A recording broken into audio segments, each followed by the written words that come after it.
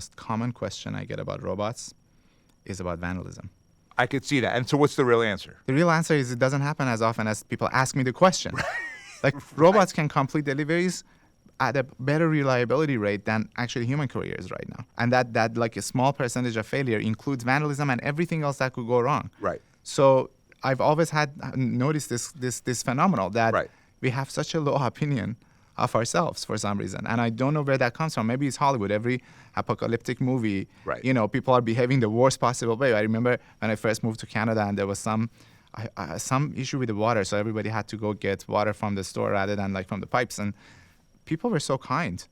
But when you see that in a movie... Right, they're all killing each other. Exactly. I'm like, I don't know where this gap comes from, but we definitely have a lower opinion of ourselves. I would argue social media is the culprit of a lot of this, right? Because we have this mechanism that seems to bring out the absolute worst in people, and then the regulations are... This is a case where there's not nearly, in my view, enough regulation around innovation because, as I understand it, human beings have an inherent negativity bias because it's literally what makes us leave the house when we smell gas. It's what when back in the old days, if we saw a lion, you walked in the other direction, right? Like, you have to have it to survive. If you have two headlines to click on, and there's endless A/B testing showing this, you're going to most likely click on the negative headline. So all of the people that own these platforms, if all of the money they make is basically just based on clicks, which is 99% of their business models, then they are perversely incentivized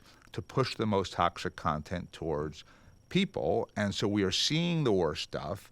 And so if you think about it in many ways, social media is almost the unhappiness machine.